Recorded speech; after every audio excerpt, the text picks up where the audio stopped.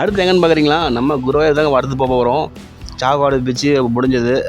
மதியம்லாம் கிளம்பிட்டோம். ஃபுல்லாக என்ஜாய் பண்ணி முடிச்சாச்சு. வீடியோ எடுத்தாச்சு. சும்மா ஸ்நாக்ஸ்லாம் சாப்பிட்டுட்டு கிளம்பிட்டோம். இங்கேருந்து பார்த்தீங்கன்னா ஒரு 15 நிமிஷம் தான் ட்ராவலிங் டைமே, அவ்வளோதான். ரொம்ப பக்கம் தான் இங்கேருந்து குருவாயூருக்கு. கிளம்பியாச்சுங்க. சைட்லாம் பார்த்தீங்கன்னா ஃபுல்லாக ஒரு நேச்சராக இருந்தது. ஆம்பல் பூ, அப்புறம் பில்டிங்லாம் வந்து பயங்கரமாக இருந்தது பாருங்கள்.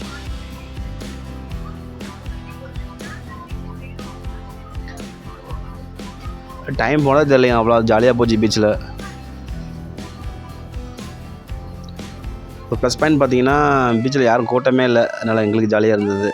ஒரு வழியாக குருவாயூர் வந்தாச்சுங்க. ஒரு 15 மினிட்ஸ் ட்ராவல் தான்.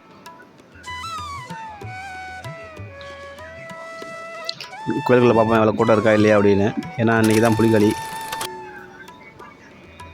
கோயில் என்ட்ரன்ஸ் வந்தாச்சு.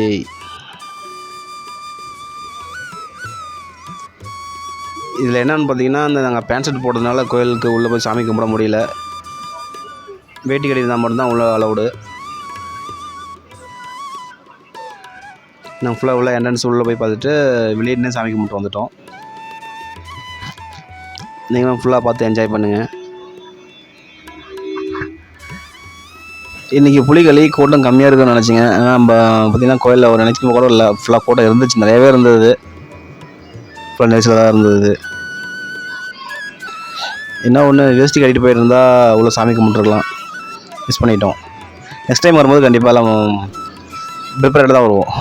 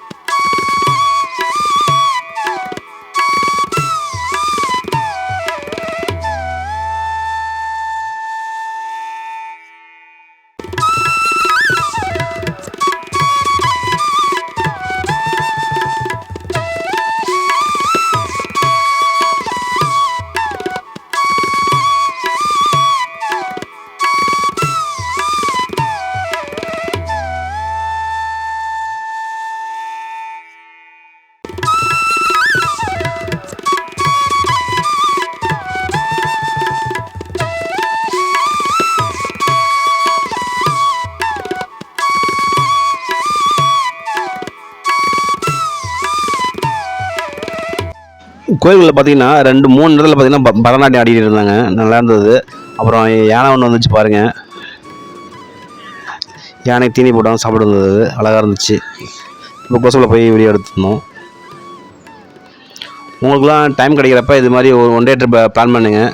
அதுவும் லோ பட்ஜெட் தாங்க. ஒரு சிங்கிள் பர்சன் பண்ணால் ஒரு 700க்கு உள்ளே தான் வரும்.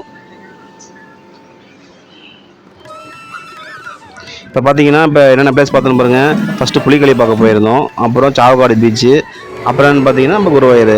அவ்வளோதான், முடிஞ்சது. வீட்டுக்கு கிளம்பி வந்துட்டே இருந்தோம்.